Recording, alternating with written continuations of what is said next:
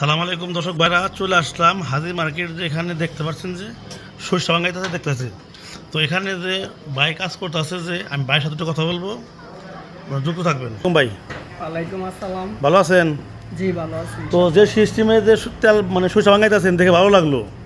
তো এখানে যে কীরকম তেল কোয়ালিটি বলেন?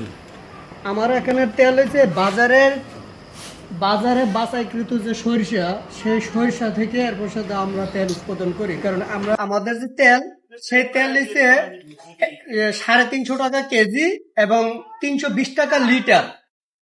দ্বিতীয়ত বিষয় হচ্ছে যে আমরা হয়তো আংশিক একটু কমাইতে পারবো যদি আমাদের সরিষাটা নামে, তখন হয়তো আমরা 300 টাকা লিটার নিতে পারবো, আমরা কমাই দিতে পারবো। আর আমাদের অগ্রিমই মানে কাস্টমার দেওয়া যায়, অর্ডার দিয়ে নেওয়ার জন্য আগে টাকা দিয়ে যায়। জি জি।